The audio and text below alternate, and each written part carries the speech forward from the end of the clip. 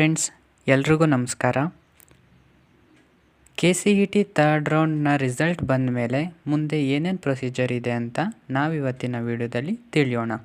ನೋಡಿ, third ರೌಂಡ್ನ result ಬಂದ ಮೇಲೆ ಫಸ್ಟ್ ರೌಂಡ್ ಹಾಗೂ ಸೆಕೆಂಡ್ ರೌಂಡ್ನಲ್ಲಿ ಇದ್ದಂತೆ ಯಾವುದೇ ಥರ ಆಪ್ಷನ್ ಎಂಟ್ರಿ ಇರಲ್ಲ.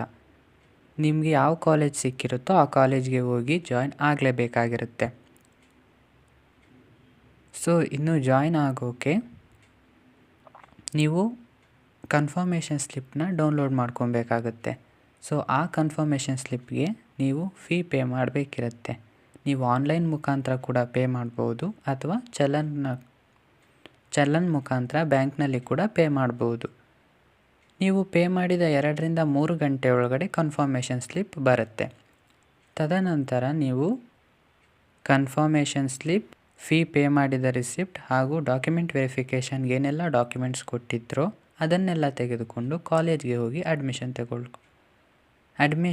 ಪಡೆಯಬೇಕಿರುತ್ತೆ. ಸೊ ಇನ್ನು ಯಾರೆಲ್ಲ ವಿದ್ಯಾರ್ಥಿಗಳಿಗೆ ಸೀಟ್ ಅಲಾಟ್ ಆಗಿರಲ್ವೋ ಮ್ಯಾನೇಜ್ಮೆಂಟ್ ಸೀಟ್ನ ತಗೋಬೋದಾಗಿರುತ್ತೆ. ಇಲ್ಲಾಂದರೆ ಲಾಂಗ್ ಟರ್ಮ್ ಅಂದರೆ ಮುಂದಿನ ವರ್ಷ ಕೂಡ KCET ಎಕ್ಸಾಮ್ ಬರೆದು ಕಾಲೇಜ್ಗೆ ಜಾಯ್ನ್ ಆಗ್ಬೋದಿರುತ್ತೆ.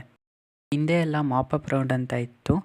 ಮಾಪಪ್ ರೌಂಡ್ ಅಂದರೆ KCET ಥರ್ಡ್ ರಿಸಲ್ಟ್ನ ನಂತರವೂ ಕೂಡ ಸೀಟ್ಗಳ ಉಳಿದಿದ್ದರೆ ಮಾಪಪ್ ರೌಂಡ್ ಅಂತ ಮಾಡ್ತಿದ್ರು. ಈ ವರ್ಷ ಮಾಡ್ತಾರೋ ಇಲ್ವೋ ಅದರ ಬಗ್ಗೆ ಯಾವುದೇ ಮಾಹಿತಿ ಇಲ್ಲ. ಯಾವುದೇ ಮಾಹಿತಿ ಸಿಕ್ಕಿದ್ರೆ ಹೇಳ್ತೀನಿ. ಯಾರಿಗೆಲ್ಲ ವಿದ್ಯಾರ್ಥಿಗಳು ಥರ್ಡ್ ರೌಂಡ್ ನಂತರವೂ ಕೂಡ ಸೀಟ್ ಸಿಕ್ಕಿರಲ್ವೋ ಅವರು ಈ ಮಾಪಪ್ ರೌಂಡ್ನಲ್ಲಿ ಪಾರ್ಟಿಸಿಪೇಟ್ ಮಾಡ್ಬೋದಿರುತ್ತೆ.